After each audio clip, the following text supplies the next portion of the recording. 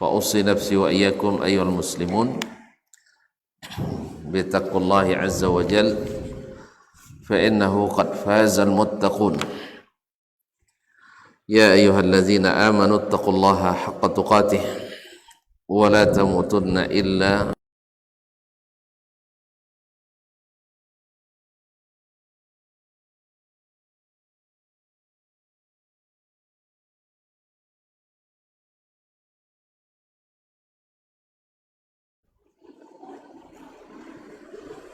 kepada para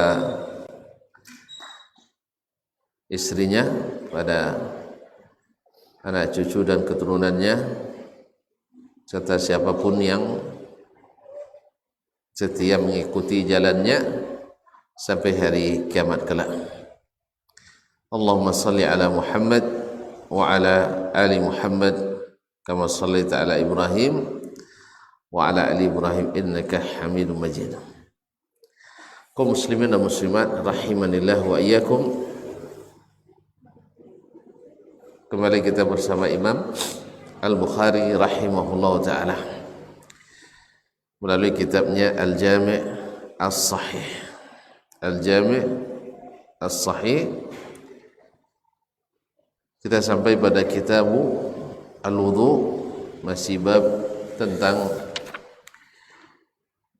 su'ru al-kilab wa mamarriha fil masjid, tentang ludahnya anjing dan lewatnya di dalam masjid.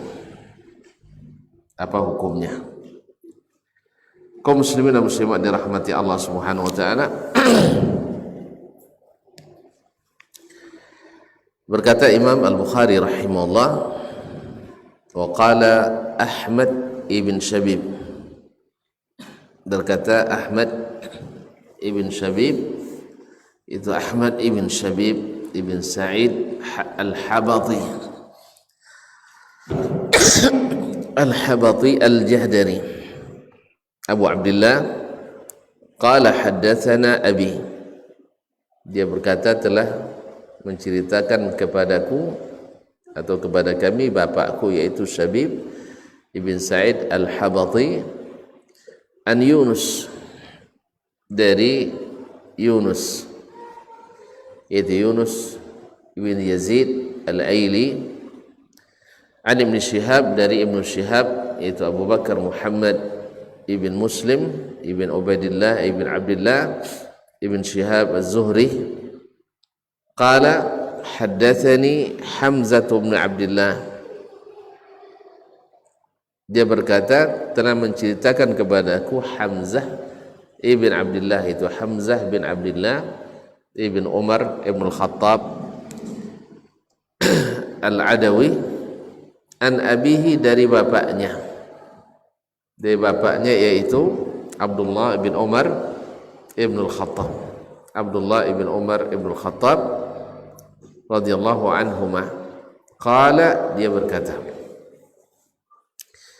kanatil kilabu tabulu wa tuqbilu wa tudbiru fil masjid fi zamani Rasulullah sallallahu alaihi wasallam falam yakunu yarushuna shay'an min dhalik, falam yakunu yarushuna shay'an min dhalik. Berkata Abdullah bin Umar radhiyallahu taala anhu, di zaman Rasulullah sallallahu alaihi wasallam anjing-anjing tabulu, buang air kecil, wa tuqbilu wa tudbir, datang dan pergi, fil masjid, artinya berlalu lalang di dalam masjid. Fi zamani Rasulullah sallallahu alaihi wasallam, pada masa Rasulullah sallallahu alaihi wasallam. Falam yakunu yarushuna syai'an min dzalik, tapi mereka tidak pernah menyiramnya dengan air, artinya tidak menyiramnya dengan air. Kalau menyiram saja tidak, berarti membasuh apa lagi? Kalau menyiram saja tidak, apalagi membasuh. Ma'asyiral kiram dirahmati Allah SWT, zahirnya dari bab yang disebutkan oleh Imam Al-Bukhari rahimahullah ta'ala, dia bicara tentang su'rul kilab wa mamarriha fil masjid, tentang ludahnya anjing. Kenapa hadis ini masuk pada bab ini? Karena ada hadis lain yang mengatakan idza walagal kalbu fi ina'i ahadikum, apabila anjing menjilati bejana atau air yang ada dalam bejana kalian, falyaghsilhu sab'an, hendaknya dia membasuh berapa kali kemarin? 7 kali. Berasuh 7 kali. Ihdahunna bitturab, salah satunya dengan tanah. Salah satu dengan tanah. Jumhur dengan hadis itu berdalil bahwasanya ludahnya anjing itu, karena yang nama menjilat kan tinggal ludah hadis itu, adalah najis besar atau najis berat, yakni mughalladhah. Sedangkan kemarin dalam mazhab Imam Malik rahimahullah, beliau tidak memandang najisnya, tetapi membasuhnya itu adalah ta'abbud, dalam rangka beribadah, yaitu karena diperintahkan oleh Nabi SAW, maka dilakukan. Jadi menurut dia tidak najis, dan menurut jumhur kebanyakan ulama adalah najis. Jadi terjadi perbedaan pandangan ulama tentang alasan kenapa dibasuh 7 kali. Yang sebagian mengatakan karena najisnya berat sehingga dibasuh 7 kali, salah satunya pakai tanah. Kemudian hikmahnya kita sebutkan pula bahwa ketika dibasuh dengan tanah terbukti lebih bersih daripada dibasuh dengan pembersih lainnya, sabun dan deterjen lainnya, ternyata dibasuh dengan tanah lebih sehat. Dan Allah yang lebih tahu hikmah di sebalik itu.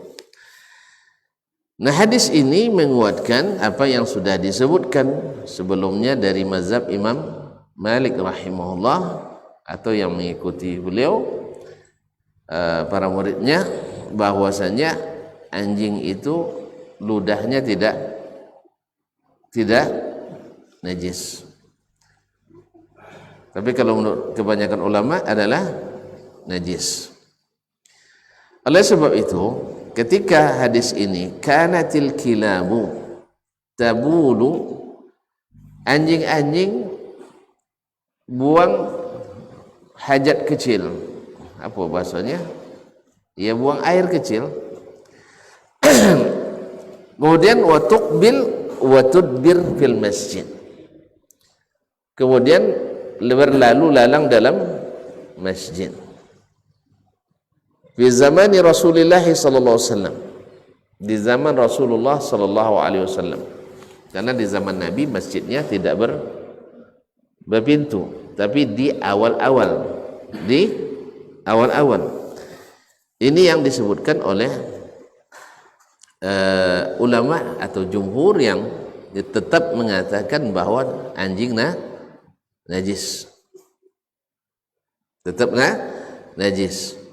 Mereka mengatakan perkataan seperti kata Ibnul Munzir dari salah seorang imam mazhab Syafi'i, dia menyebutkan makna tabulu wa tuqbil wa tudbir, yaitu buang air kecil kemudian lalu lalang dalam masjid. Buang air kecilnya di luar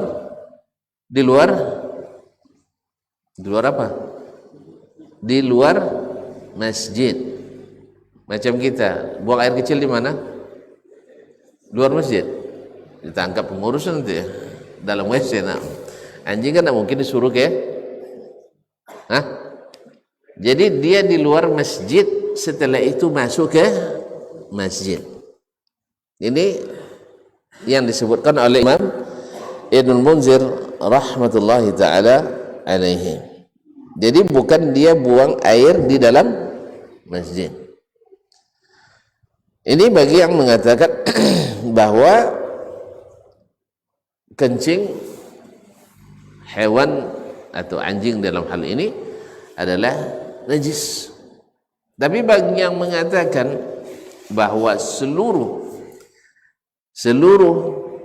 kencing hewan baik yang dimakan maupun yang tidak najis, ini memperkuat mazhabnya. Ada pendapat yang mengatakan bahwasanya kencing hewan tidak satupun yang najis. Ini nanti dibully kita nih ya. Ketika pernah salah seorang ustaz membahas tentang masalah kencing kucing dan tai kucing tidak najis, ini bukan pendapat baru, sudah dibahas oleh ulama sebelumnya. Ada ulama yang memang mengatakan tidak satupun kencing hewan baik yang dimakan maupun tidak dimakan yang najis. Walaupun ini pendapat tidak yang dikuatkan oleh sebagian besar ulama. Kaum muslimin dan muslimat dirahmati Allah, ya, yang lebih kuat, yang lebih menenangkan hati adalah bahwa kencing hewan-hewan khusus yang tidak dimakan dagingnya adalah najis.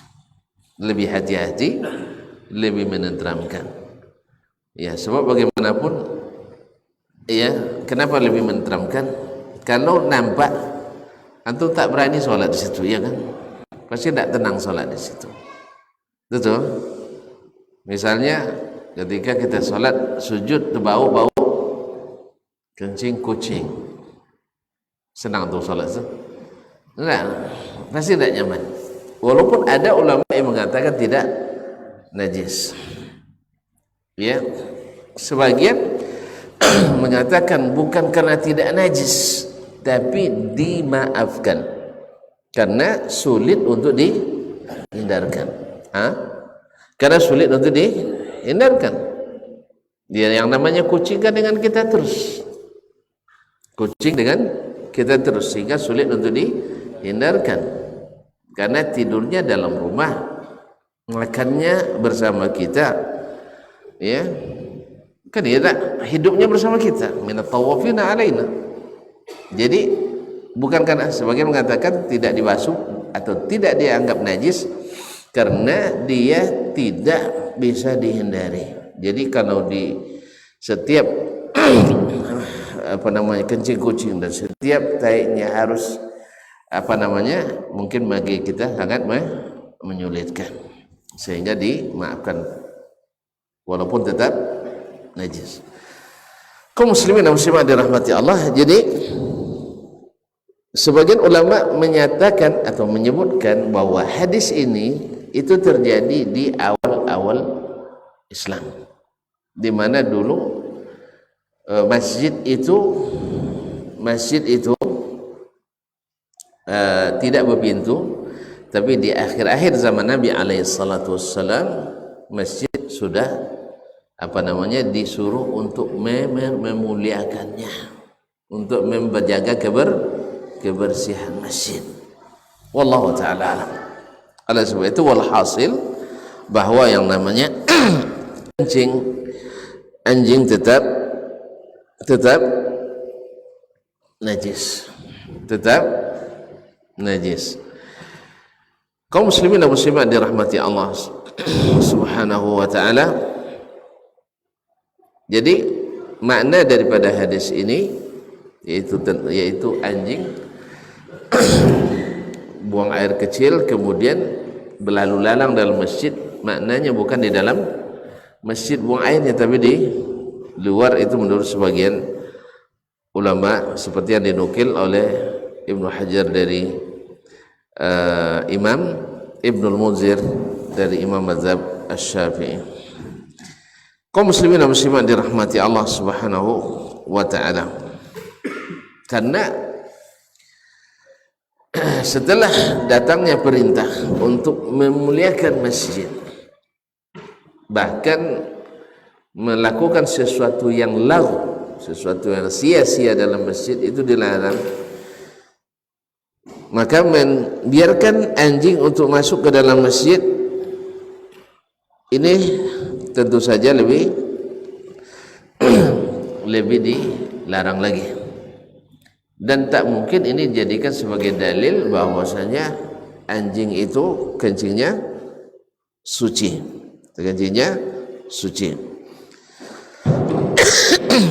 Oleh sebab itu kaum muslimin dan muslimat dirahmati Allah Subhanahu wa taala, ini yang pertama, ini yang yang dimaksud dengan hadis ini. Kaum muslimin dan muslimat dirahmati Allah. Kemudian Ibnu Battal mengambil dalil dari sini bahwasanya ludah anjing itu suci. Ibnu Battal kan Maliki, pengikut mazhab Imam Malik, yang tadi sudah kita katakan menganggap anjing tidak najis. Bahkan dilewatkan dari sebagiannya bahwa anjing pun boleh tapi jadi macam boleh dimakan. Tetapi ini pendapat marjuh, pendapat yang lemah. Andainya dia tidak najis, tetapi anjing punya taring kan? Maka Allah Subhanahu wa taala, Nabi sallallahu alaihi wasallam sudah menghalalkan kulladzi nabin minas siba. Allah mengharamkan semua hewan yang bertaring, batoyong nononcang lo. Pasal tengon lah, batayang. Kau tayang ditayangkan apa lo? Taib kaum muslimin muslimat. Anjing bertaring berarti, maka ini kan masih istidlalnya dhaif, artinya masih muhtamal, masih kemungkinan. Sedangkan haramnya yang bertaring itu dalilnya pasti, subhanallah, bukan paspor, pasti ya. Dalil istidlalnya dengan ini bahwa mengambil dalil dari hadis ini bahwasanya ludah anjing itu tidak najis, ini muhtamal, hanya sebuah kemungkinan, bukan sesuatu yang pasti. Sebab bisa saja dia tidak ada keluar ludahnya ketika lewat. Antum lihat sekarang, misalnya anjing lewat, ada ludahnya? Kan tidak ada. Kemudian kemungkinan dia juga menjilat ada makanan dalam masjid, kan masih juga kemungkinan. Nah, inna dalil idza tatarraqa ilaihi al-ihtimal batala al-istidlal. Apabila masih ada kemungkinan, maka istidlalnya batal. Ma'asyiral kiram dirahmati Allah Subhanahu wa taala.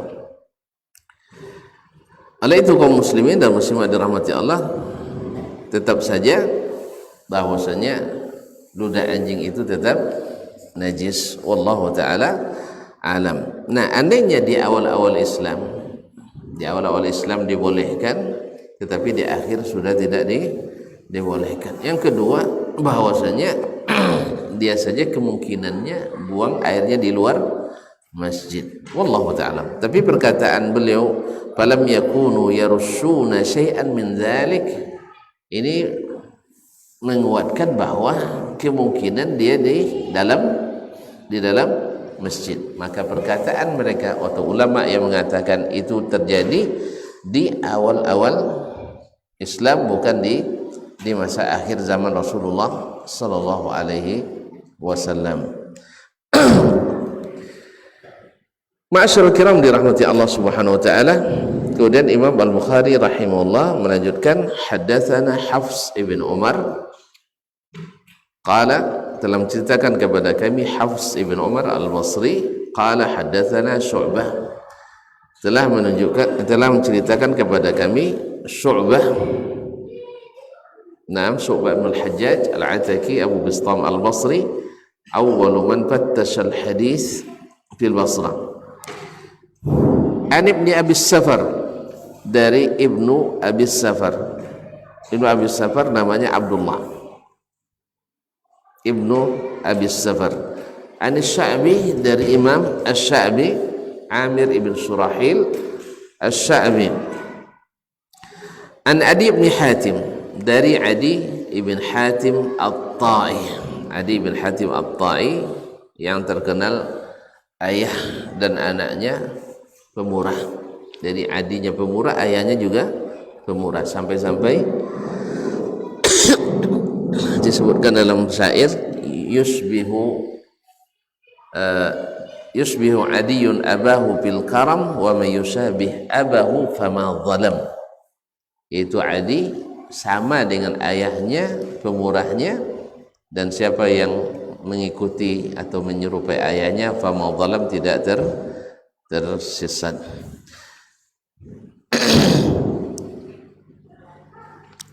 Hadatsana Hafs ibn Umar, an Sya'bi, dari Imam Asy-Sya'bi, an Adi bin Hatim, dari Adi ibn Hatim At-Ta'i, qala, dia berkata, sa'altu an-nabiyya sallallahu alaihi wasallam faqala, saya berkata atau bertanya ke Nabi sallallahu alaihi wasallam, faqala iza arsalta kalbaka al-mu'allam faqatala fakul,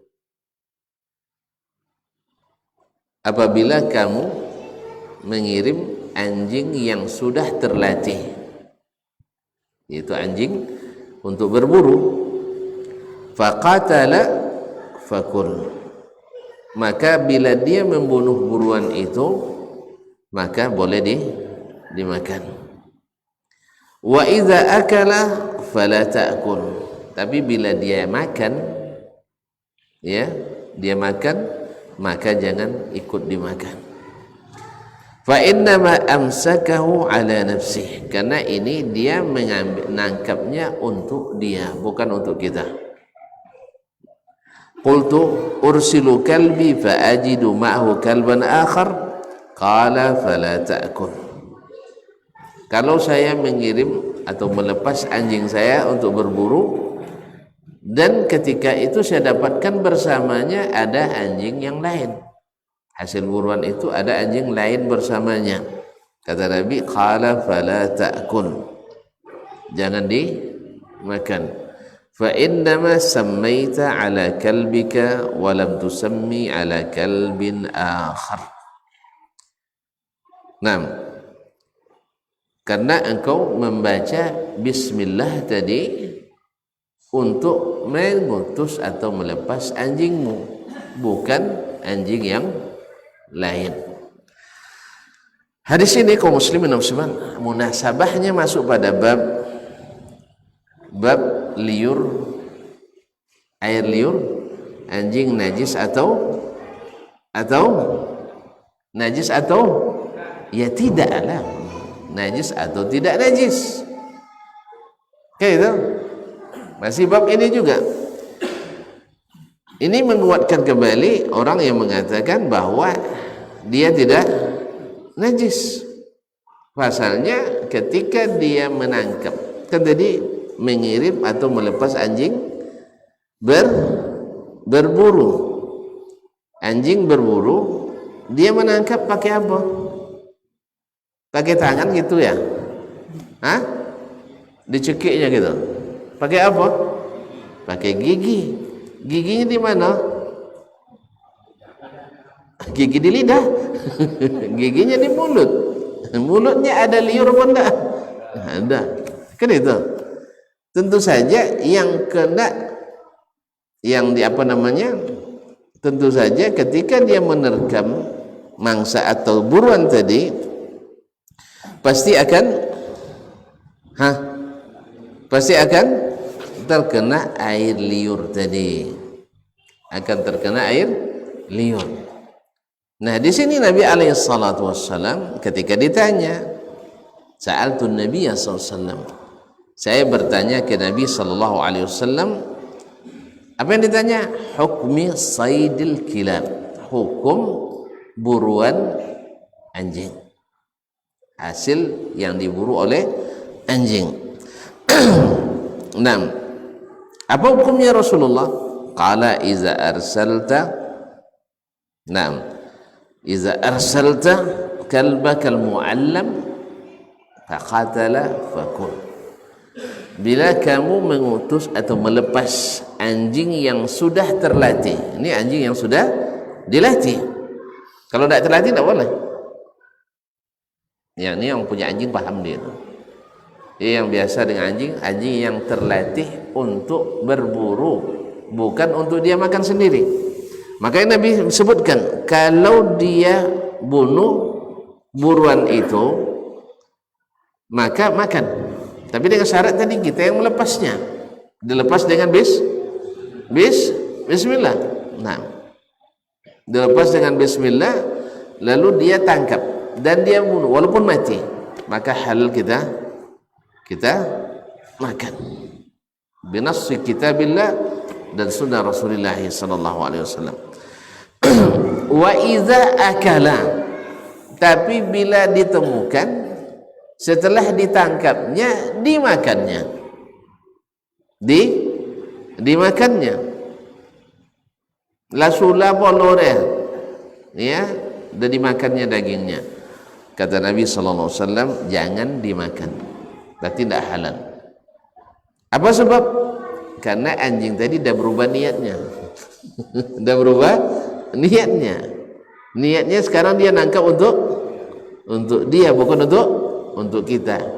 Untuk dia kan tak baca bismillah dia tadi. Ya. Yang untuk kita, yang kita baca bismillah. Makanya tak boleh dimakan.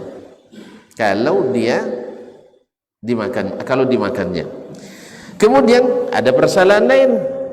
Bila saya lepaskan anjing saya yang terlatih tadi, tahu dia tangkap, misalnya dia tangkap apa ya, marmut, apa,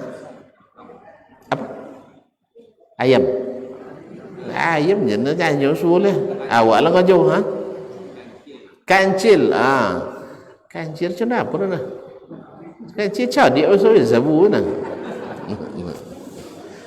Taib, kancil misalnya, atau pelanduk, taklah, kancil itu, taib, kancil. Lalu di saat kita temukan hasil tangkapan itu bersamanya ada anjing lain yang ikut bersamanya, bekerja sama, maka yang ini juga tidak boleh dimakan. Sebab apa? Yang kita baca bismillah tadi anjing kita, anjing ini tidak, dan kita tidak tahu siapa yang pertama menangkapnya dan siapa yang membuat tewasnya hasil buruan tadi. Aku itu ambil daging bagian kayaknya bodoh atau batigo atau seterusnya, kita tak boleh makan. Masyaallah kiram dirahmati Allah, karena Nabi katakan fa innama sammaita ala kalbik, kamu hanya baca bismillah ketika melepas anjingmu dan tidak melepas anjing orang tadi. Berarti kan di sini dapat kita katakan, satu, mesti anjingnya terlatih. Ini akan dibahas lagi nanti bab zabaih, ya, as-sayd wa zabaih. Yang kedua, mesti tidak dimakannya. Karena kalau dimakannya berarti bukan untuk kita dia buru, tapi untuk diri sendiri. Yang ketiga, tidak terjadi persekutuan antara anjing kita dengan anjing orang itu. Yang keempat, anjingnya mesti terlatih. Anjingnya mesti anjing terlatih untuk berburu. Oleh sebab itu kaum muslimin dan muslimat. Tetapi maksud Imam Al-Bukhari menyebutkan hadis ini bukan untuk membahas ini, karena hadis ini akan diulang lagi nanti dalam bab di beberapa tempat lagi nanti dalam Sahih Bukhari. Ya, di dalam apa nama kitab Zabaih was-sayd, di bab-bab yang lain nanti insyaallah taala secara lebih rinci dengan izin Allah Subhanahu wa taala. Nah, di sini Imam Al-Bukhari rahimahullah ingin menguatkan kembali mazhab tadi. Beliau sendiri nampaknya wallahu alam setuju dengan tidak najisnya ludah anjing. Kalau begitu dia setuju pula, konsekuensi setuju bahwa dibasuhnya ketika dia menjilat bejana itu 7 kali itu ta'abbud. Buktinya kan dia buktikan tadi, ketika dia ludahnya di tanah atau ludahnya di masjid tidak di ulang lagi. Imam Al-Bukhari rahimahullah menguatkan mazhab tidak najisnya. Lalu kenapa dibasuh 7 kali? Karena ta'abbud, karena begitu diperintahkan. Buktinya dia tidak melazimkan berdasarkan riwayat tadi untuk membasuh tempat-tempat lain yang kena oleh liur anjing tadi. Hanya bejana. Tempat lain tidak. Berarti kenapa? Karena najis. Kalau seandainya najis, alasannya kalau illatnya diwajibkan membasuh 7 kali, satu dengan tanah itu karena najis, pasti kalau jilatnya dinding basuh 7 kali. Dijilatnya kaki kita basuh 7 kali. Paham tuh? Tidak berpaham. Azan dulu nanti. Setelah azan kita jelaskan. Belum masuk? Hah? Alun. Tak perlu bunyi juga? Hah? Sudah masuk? Nah, azan dulu.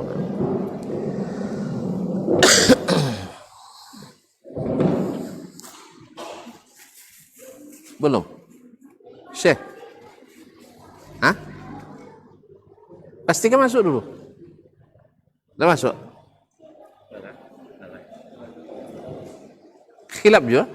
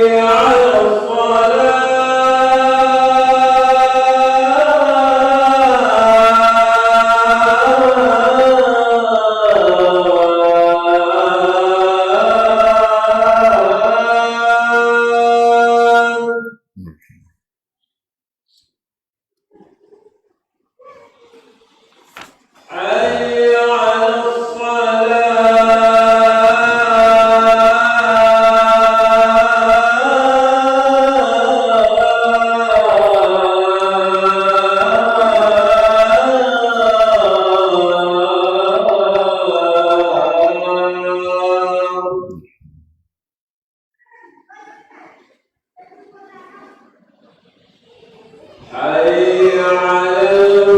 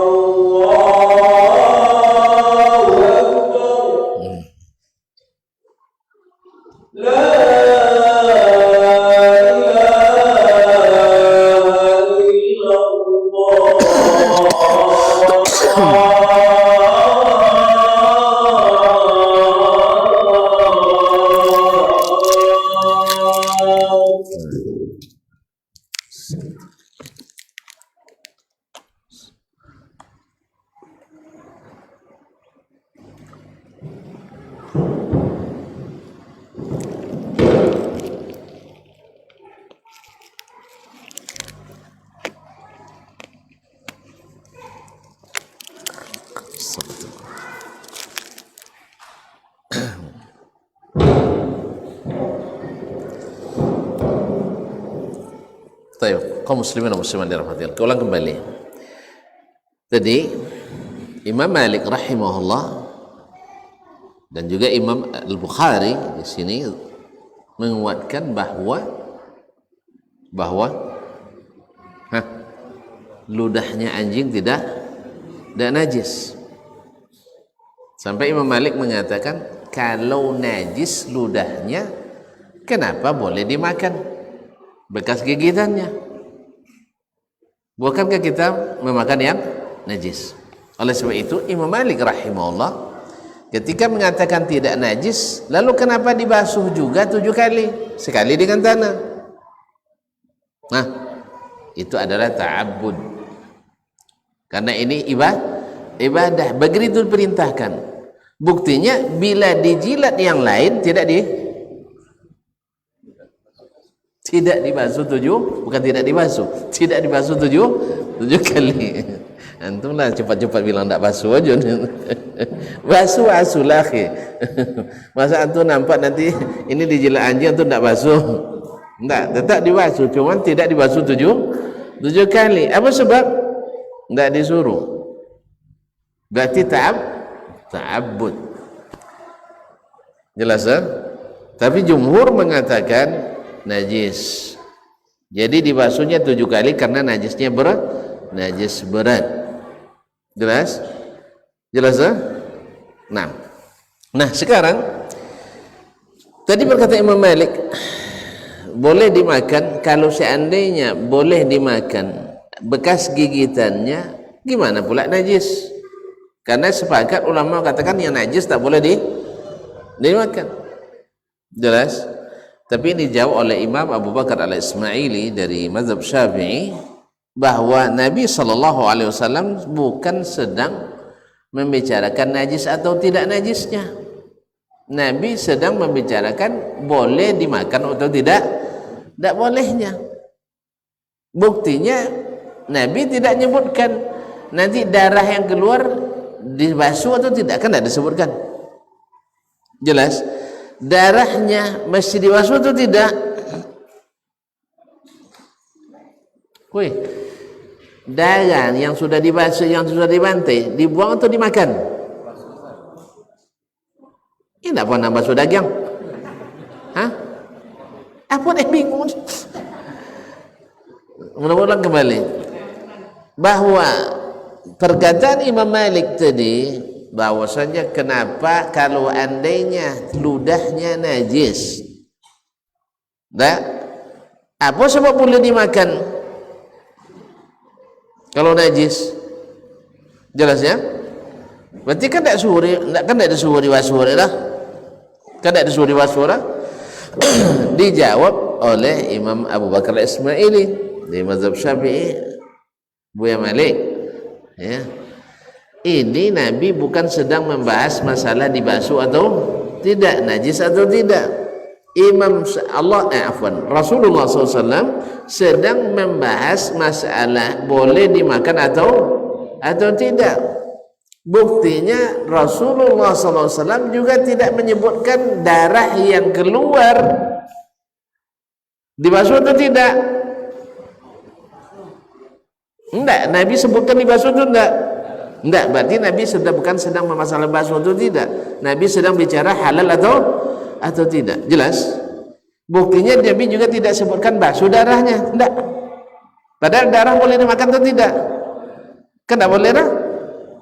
Sama, berarti Nabi bukan sedang mengatakan ludah itu halal atau tidak. Paham tak? Bukan sedang mengatakan ludah anjing itu najis atau tidak, tapi sedang mengatakan bekas gigitannya itu halal dimakan atau semua ini dah halal dimakan atau tidak. Buktinya Nabi tidak menjelaskan hukum membasuh darahnya, padahal darah itu juga mesti dibasuh. Jelas? Berarti menurut Abu Bakar Ismaili ayat atau hadis ini juga tidak menjadi dalil bahwa tidak najisnya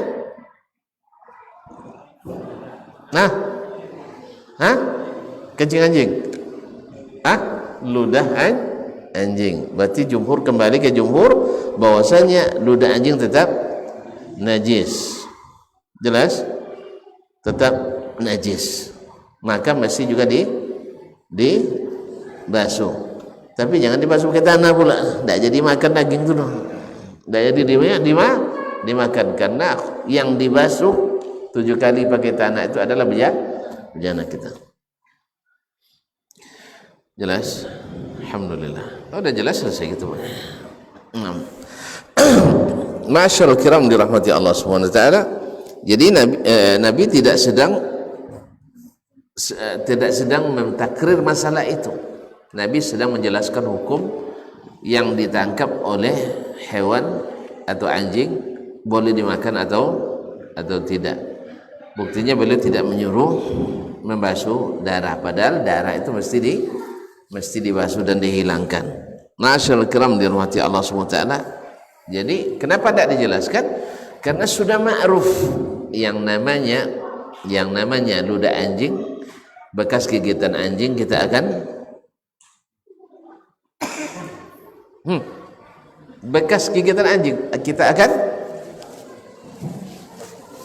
akan basuh atau bersihkan? Akan langsung dimakan atau bersihkan? Bersihkan, sebagaimana dia juga tidak menyuruh membasuh darahnya tadi, karena sudah maklum orang yang namanya darah hewan sembelihan dibasuh atau dicuci.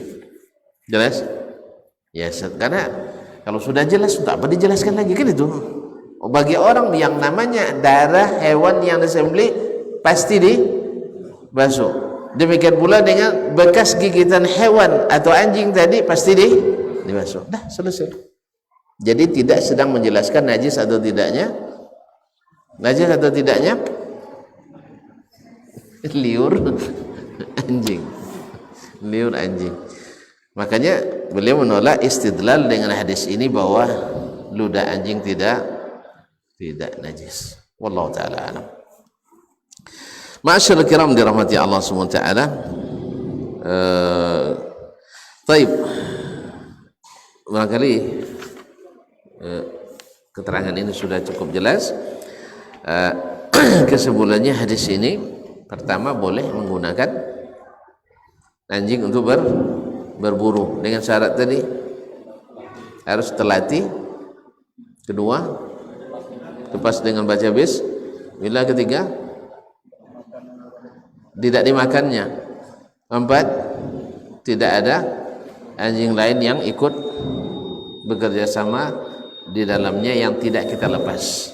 Tapi kalau antum lepas 3 sekali bismillah boleh, ya, dengan syarat tapi jangan dimakan. Kalau makan berarti untuk dia itu, bukan untuk kita. Ada berubah niatnya. Yang kedua, Imam Al-Bukhari menjadikan dalil ini sebagai penguat apa yang menjadi mazhab Imam Malik, bahwasanya ludah anjing tidak najis. Sebab kalau najis kenapa boleh dimakan? Bagaimana? Tidak boleh kan najis, kan tidak boleh lah. Lalu dikatakan, dijawab oleh Abu Bakar Ismaili dari Syafi'iyah bahwasanya Nabi bukan sedang menjelaskan najis atau tidak najisnya. Nabi menjelaskan tentang boleh atau tidak boleh dimakan, karena pertanyaannya tentang boleh dimakan atau tidak. Buktinya Nabi tidak menjelaskan atau tidak menyuruh membasuh darahnya, padahal darah itu mesti dibasuh karena najis. Darah najis pun tak najis menurut jumhur. Yang lain ada juga bilang tak najis. Kaum muslimin dan muslimat dirahmati Allah Subhanahu wa taala. Baik, cukup demikian dulu. ngaji kita malam ini. Kalau ada pertanyaan, silakan. Udah lama tidak ada pertanyaan apa?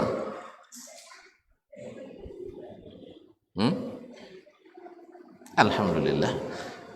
Tidak ada orang. Ini kadang kan lepas Ustaz hilang jinnya. Bekal apa Ustaz tasonya. Nah, taib. Kalau gitu kita tutup aja. Sampai di sini kajian kita malam ini. Wallahu taala alam wa sallallahu ala nabiyyina Muhammad wasallam. Wa subhanakallahumma bihamdik asyhadu an la ilaha illa anta astaghfiruka wa atubu ilaik. Wassalamualaikum warahmatullahi wabarakatuh.